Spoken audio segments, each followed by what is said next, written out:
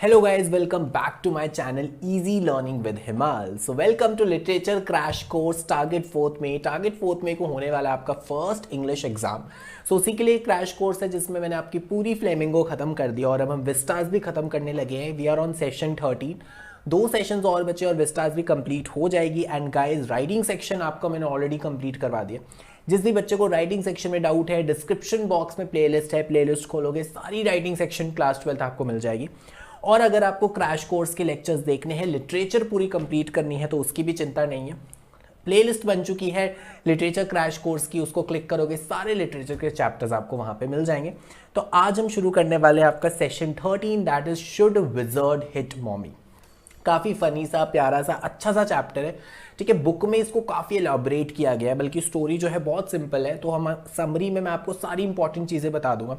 Book में आपको बहुत टाइम लगेगा पढ़ने में, बट मैं आपको सारी इंपॉर्टेंट चीज़ें एक छोटी सी समरी में मैं आपको इस चैप्टर की बता दूंगा। सारी चीज़ें डिटेल में बताऊंगा जो जो इंपॉर्टेंट है, और उसके साथ साथ हम इसके इंपॉर्टेंट क्वेश्चन एंड आंसर्स करेंगे। और क्वेश्चन आंसर्स आपको पता है मैं क्रैश कोर्स में वही करवाता हूँ जो बोर्ड एग्जाम्स में आते हैं ज़्यादातर, या जो हमारे प्रीवियस ईयर क्वेश्चंस होते हैं। तो गाइस शुरू करते वाला लेक्चर, और उससे पहले मैं आपको एक अच्छे से फीचर के बारे में बताने वाला हूँ। तो अगर आप मैथ्स और साइंस स्टूडेंट हो और जब भी आप मैथ्स और साइंस के क्वेश्चंस कर रहे होते हो, और अगर आपको कोई भी डाउट आता है मैथ्स और साइंस के क्वेश्चंस में, तो अब चिंता करने की जरूरत नहीं है। आप फ्री ऑफ कॉस्ट यूज कर सकते हो अनअकैडमी का आस्क अ डाउट फीचर, जिसमें आपको फ्री वीडियो सोल्यूशंस मिलते हैं। तो जल्दी से मैं आपको एक बार आस्क अ डाउट फीचर के बारे में बता देता हूँ।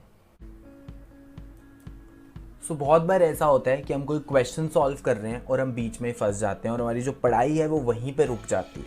अब चिंता करने की कोई बात नहीं है। You can ask your doubts for free at any time. ठीक है, तो मैं आपको बहुत ईजी सोल्यूशन बताता हूँ अपने डाउट्स क्लियर करने का। So now Unacademy has brought ask a doubt feature, जो एक तरह से आपका पर्सनल ट्यूटर की तरह वर्क करता है। So you can ask unlimited doubt for free and 24/7 आप कभी भी डाउट्स पूछ सकते हो। अगर आप मिडनाइट पे पढ़ाई कर रहे हो, सुबह पढ़ाई कर रहे हो और आपको इंस्टेंट हेल्प चाहिए, तो आप अपने पर्सनल ट्यूटर यानी कि आस्क अ डाउट की हेल्प ले सकते हो। आपको हाई क्वालिटी वीडियो सोल्यूशन मिलता है गाइस, इंग्लिश और हिंदी दोनों में। ठीक है, you can obtain instant and accurate solutions to 1 lakh plus questions, और you can get help for your homework questions, और एग्जाम की प्रिपरेशन भी बहुत अच्छे से हो जाएगी। सो नेक्स्ट क्वेश्चन आता है कि ये फीचर यूज़ कैसे करना है। तो बहुत ही सिंपल है। फीचर को एक्सेस करने के जो लिंक्स हैं वो डिस्क्रिप्शन बॉक्स में गिवन है। लिंक को सिंपली क्लिक करो और मैं आपको बता देता हूँ कि फीचर कैसे यूज़ करना है। तो सबसे पहले गाइज आपको क्या करना है, अनअकैडमी लर्निंग ऐप पे आस्क अ डाउट पे जाना है। उसके बाद आपको अपने क्वेश्चन की पिक्चर लेनी है, नहीं तो अगर आपका क्वेश्चन गैलरी में स्टोर है तो वहाँ से आपको पिक्चर सेलेक्ट करनी है क्वेश्चन की। आफ्टर दैट आपको अपना क्वेश्चन क्रॉप करना है और आस्क अ डाउट पे अपलोड कर देना। ओके, उसके बाद आपको अपना सब्जेक्ट चूज करना है। ये क्वेश्चन मेरा साइंस का है तो मैं यहाँ पे साइंस सब्जेक्ट चूज करूंगा। नाउ आपको कुछ देर के बाद इसका सोल्यूशन मिल जाएगा, sometimes within few seconds. तो आपको क्लिक करना है व्यू सोल्यूशन पे, and you will get high quality video solution from our top educators. So अगर आपको एक फीचर यूज़ करना है, फीचर टोटली फ्री है। आपको सिर्फ एक कोड चाहिए होगा, अनलॉक कोड। अगर फर्स्ट टाइम ये फीचर यूज़ कर रहे हो, फर्स्ट टाइम अनअकैडमी पे आ रहे हो, so you require unlock code. So use my code HS19 and start using this feature and clear your all doubts. So guys let's start. The story should wizard hit mommy written by John Updike. ठीक है, ये हमारे author हैं। Revolves around the, अब basically क्या है, theme क्या है स्टोरी की, conflicting views of a child and a parent on a child's future. तो बेसिकली क्या है मैं आपको बता देता हूँ स्टोरी की थीम क्या है। ठीक है, so there is a small girl Jo, जिसके डैड उसको रोज एक बेड टाइम स्टोरी सुनाते हैं, ठीक है, सोने से पहले, और वो स्टोरी सुनकर ही सोती है। और स्टोरी वो रोज सेम तरह की स्टोरी सुनाते हैं, बस जो उनका मेन कैरेक्टर है वो चेंज होता रहता है। ठीक है, so there is a Roger, जो मेन कैरेक्टर वो चेंज होता रहता है, कभी वो रैबिट बन जाता है, कभी वो कैट बन जाता है, कभी वो डॉग बन जाता है, और मैं आपको बताऊंगा उनकी बेसिक स्टोरी क्या है। तो यहाँ पे कन्फ्लिक्टिंग व्यूज क्यों आए, क्योंकि यहाँ पे जो चाइल्ड है वो स्टोरी सुन के चाहेगी कि स्टोरी इस पर्टिकुलर वे से एंड होनी चाहिए, जबकि उसके पेरेंट्स या उसके जो फादर है वो चाहते हैं कि स्टोरी एक दूसरे वे से एंड होनी चाहिए। ठीक है, तो यहाँ पे कन्फ्लिक्टिंग व्यूज आते हैं। और यहाँ पे एक और इंपॉर्टेंट चीज इस चैप्टर के बारे में बताई हुई है कि जब बच्चा बहुत ज्यादा छोटा होता है तो आप उसको कोई भी स्टोरी सुनाओ वो सुन लेगा, बट जैसे जैसे a child grows up, so what happens, he और शी स्टार्ट्स आस्किंग क्वेश्चंस। तो ऐसे ही होने वाला है। अब जो है वो हर पॉइंट पे क्वेश्चन करती है अपने फादर को कि ऐसा क्यों है, ऐसा क्यों नहीं है, बिकॉज जैसे जैसे चाइल्ड ग्रो अप करता है उसकी क्यूरियोसिटी बढ़ती जाती है। तो ये चीज़ हमने इस चैप्टर में बहुत देखनी है। तो चलो शुरू करते हैं। Parents express their own expectation. तो ये भी बताया गया कि पेरेंट्स बच्चों को अपने हिसाब से कुछ सिखाना चाहते हैं, उनकी अपनी एक्सपेक्टेशंस है, बट बच्चा चाह रहा है कि नहीं, ये जो स्टोरी है ये इस तरह से एंड होनी चाहिए। तो यहाँ पे कन्फ्लिक्टिंग व्यूज आ रहे हैं between the daughter and her father. The desire that the children should grow up as per their expectations, however children have their own ambitions and aspirations। तो ये कि मैंने आपको ओवरऑल थीम बताई है। अब चैप्टर शुरू करते हैं। तो बेसिकली क्या है, जैक। जैक कौन है? जो का father. Jo is a small girl, Jack उसके फादर है। Use to tell his little daughter Jo bedtime story. So Jack हमेशा जो को, अपनी डॉटर को बेड टाइम स्टोरी सुनाते थे। When she grew a little older, she began to ask a number of questions। और जैसे वो थोड़ी सी बड़ी हो गई तो अपने फादर जैक से वो बहुत क्वेश्चंस पूछने लग गई। For some time Jack was not able to invent new stories. और जैक एक न्यू स्टोरीज इन्वेंट नहीं करता था, तो इसलिए जैक की स्टोरी की बेसिक थीम सेम रहती थी, बस वो कैरेक्टर्स चेंज करता रहता था। तो देखते हैं जैक की स्टोरी की बेसिक थीम क्या है। Thus the basic story was same but its hero changed। The hero, animal known as Roger, meets an owl। तो बेसिक देखो थीम मैं आपको बताता हूँ स्टोरी की क्या है। एक रॉगर है, एक एनिमल है। वो एनिमल कुछ भी हो जाता है, कभी वो डॉग बन जाता है, कभी वो रैबिट बन जाता है, कभी कैट बन जाता है, कभी वो बर्ड बन जाता है। तो बेसिकली क्या है, ये जो रॉगर है इसकी कोई ना कोई हमेशा कोई प्रॉब्लम होती है, ठीक है। तो जब ये रॉगर प्रॉब्लम में होता है, एक वाइज आउल के पास जाता है, ठीक है, एक इंटेलिजेंट आउल के पास जाता है विद इट्स प्रॉब्लम। फिर क्या होता है, the owl directs Roger to the visit. फिर आउल उसको बताता है कि देखो तुम्हारी प्रॉब्लम का जो सोल्यूशन है वो एक विजर्ड के पास है। देखो ये विजर्ड होता है, जैसे आपने हैरी पॉटर देखा है, हैरी पॉटर में भी एक विजर्ड टाइप्स आपकी दिखाई होती है, जो छोटी सी हाइट के होते हैं, बड़ी बड़ी दाढ़ी होती है, जो जैसे आपको यहाँ पे स्क्रीन पे दिख रहा है, इनको हम विजर्ड कहते हैं, जो मैजिक करते हैं। The wizard solve the problem with his magic wand. तो मैजिक वॉन्ड करके, मंत्र पढ़ के, आब्राडाब्रा समथिंग करके जो विजर्ड है वो उनकी प्रॉब्लम सॉल्व कर देता है। रॉगर फेल्ट गुड, और रॉगर को अच्छा लगता है कि मेरी प्रॉब्लम सॉल्व हो गई है। और एक और चीज़, जब भी वो विजर्ड के पास प्रॉब्लम लेके जाता है तो हमेशा विजर्ड उससे मनी मांगती है जितने उसके पास नहीं होते। मतलब अगर रॉगर 4 पेनीज लेके गया तो विजर्ड 6 पेनीज मांगेगा, ठीक है। तो हमेशा वो सेम बेसिक थीम है स्टोरी की कि हमेशा वो ज़्यादा पैसे मांगता है। फिर विजर्ड उसको बताती है कि तुम यहाँ जाओ, यहाँ से पर्टिकुलर पैसे लेके आओ, तो वो पैसे लेकर आता है और उसकी प्रॉब्लम सॉल्व कर देता है। तो this is the basic theme कि रॉगर जब भी प्रॉब्लम में होता है वो वाइज आउल के पास जाता है, वाइज आउल उसको बोलता है विजर्ड के पास जाओ। विजर्ड क्या करता है, हमेशा एक उतने पैसे मांगता है जो रॉगर के पास नहीं होते। फिर वो बताता है कि तुम यहाँ जाओ, इस वेल पे जाओ, इस पर्टिकुलर ट्री पे जाओ, यहाँ से पैसे लेके आओ। फिर जब वो पैसे लेके आता है, जो विजर्ड है वो अपनी वॉन्ड घुमाता है, मंत्र पढ़ता है, ठीक है, जो भी मैजिक करता है, और रॉगर की प्रॉब्लम सॉल्व हो जाती है। और हमेशा इसकी एक हैप्पी एंडिंग होती थी, ठीक है। So he played along with animals of the woodland, कि रॉगर एक बहुत अच्छा एनिमल है, सब मतलब सारे एनिमल्स के साथ खेलता है। But when his father use to come back, he went back home to eat supper with him. तो स्टोरी में ये बताया कि जैसे रॉगर के फादर घर आते थे तब वो वापस जाके खेलता नहीं था अपने फादर के साथ, जो सपर है, जो इवनिंग टाइम में खाते हैं डिनर से पहले, वो खाता था। जो feels happy with this ending. तो जो को हमेशा अच्छा लगता था कि अच्छी सी एंडिंग हो रही है, रॉगर जब भी प्रॉब्लम में है वो उसकी प्रॉब्लम सॉल्व हो रही है। बट आज इस स्टोरी वाले दिन क्या होता है, उसके जो फादर है वो एक डिफरेंट तरह की स्टोरी सुनाते हैं जिसकी एंडिंग रॉगर को, जो को बिल्कुल पसंद नहीं आती। तो वो देखते हैं कि क्या होता है। Later her father told the story of a little animal called Roger skunk. अब फादर स्टोरी सुनाते हैं रॉगर स्कंक। तो इस तरह के एनिमल को स्कंक कहते हैं, एंड उसके ना काफ़ी बैड स्मेल आती है। तो स्कंक की सबसे ज़्यादा यही प्रॉब्लम थी कि उसकी बहुत ही बुरी स्मेल थी, ठीक है। तो बुरी स्मेल की वजह से स्कंक के साथ कोई भी नहीं खेलता था, मतलब बाकी सारे एनिमल्स स्कंक से दूर भाग जाते थे, ठीक है। बाकी सारे एनिमल्स उसके खेलने को तैयार नहीं थे क्योंकि वो he used to smell very bad.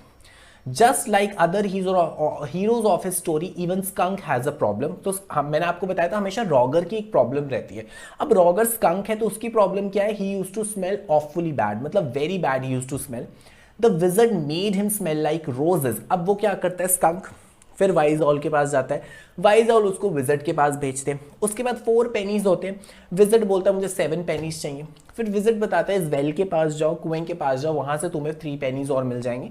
वो पेनीज लेके आओ, फिर वो 7 पेनीज जो है वो दे देता है विजर्ड को, ठीक है। अब विजर्ड उसकी प्रॉब्लम सॉल्व कर देता है, ठीक है। विजर्ड क्या करता है, अपना वॉन्ड की हेल्प से, मैजिक वॉन्ड की हेल्प से उसको रोजेस की तरह स्मेल करने लगता है।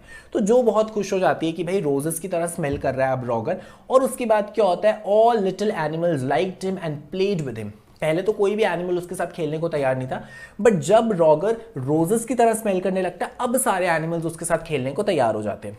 जो was happy again, however skunk's mother wanted skunk to get back his original smell. तो देखो यहाँ पे क्या चीज बताई गई है कि हम जैसे हैं, जो के फादर उसको क्या सिखाना चाहते हैं स्टोरी से कि आप जैसे हो आपको उसी में खुश रहना चाहिए, आपको दूसरों के लिए अपनी आइडेंटिटी चेंज नहीं करनी चाहिए। यही होता है जब रॉगर घर जाता है तो उसकी मदर को रोजेस की स्मेल बिल्कुल पसंद नहीं होती और उसकी मदर को बहुत गुस्सा आता है कि भाई तुम्हारी जैसी भी स्मेल है वो तुम्हारी अपनी स्मेल है, ठीक है, तो जो लोग तुम्हें पसंद करेंगे वो उसी स्मेल के साथ तुम्हें पसंद करेंगे, अदरवाइज वो तुम्हारे अच्छे फ्रेंड्स नहीं है, ठीक है।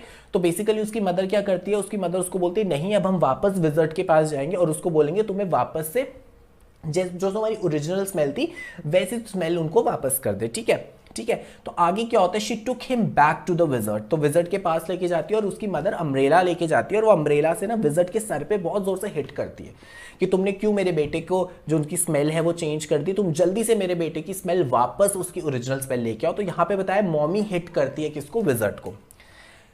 The wizard again made skunk smell as awful as ever. अब विजर्ड क्या करता है, वापस से क्या करता है, स्कंक को वही बैड स्मेलिंग बना देता है। स्कंक्स मदर वॉज हैप्पी, तो स्कंक की मदर खुश हो जाती है। फिर धीरे धीरे दिखाते हैं कि जो आपके स्कंक था अब उसकी वापस से बैड स्मेल होगी, तो फिर से लोग उससे खेलना बंद कर देते हैं, एनिमल्स खेलना बंद कर देते हैं।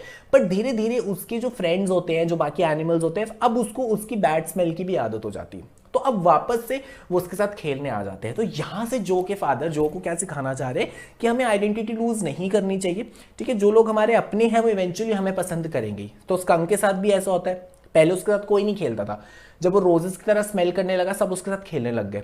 दोबारा से जब उसकी बैड स्मेल हो गई, ओरिजिनल स्मेल आ गई, फिर लोग उससे दूर हो गए। बट धीरे धीरे फिर से एनिमल्स ने उसके साथ खेलना शुरू कर दी क्योंकि अब वो हैबिचुअल हो गए उसकी स्मेल के साथ। बट ये स्टोरी बिल्कुल पसंद नहीं आती है हमारी जो को बहुत गुस्सा आता है।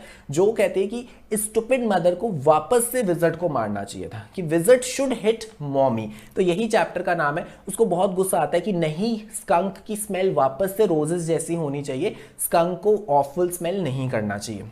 However, Joe was not happy. She desired that the wizard should hit the stupid mother. वो चाहती थी कि विजर्ड वापस उसकी मदर को मारे।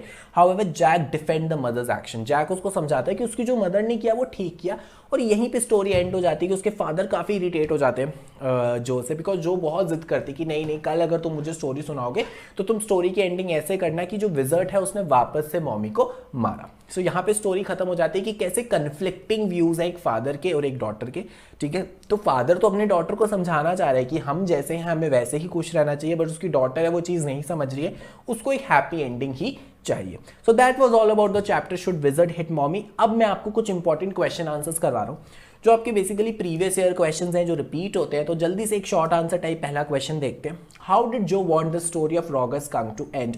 वेरी कॉमनली आस्क्ड क्वेश्चन, बहुत बार बोर्ड एग्जाम्स में आ चुका है। तो इसका आंसर आपने क्या लिखना है, in the original story Rogers mother hits the wizard on the head with an umbrella. Original story में क्या है, रॉगर स्कंक की मदर विजर्ड को अम्ब्रेला से हिट करती है, so the wizard makes Roger smell bad again. जो wants the story to end the other way round. She wants the wizard to hit on the head of stupid mommy. तो वो चाहती थी कि wizard वापस mommy को मारे।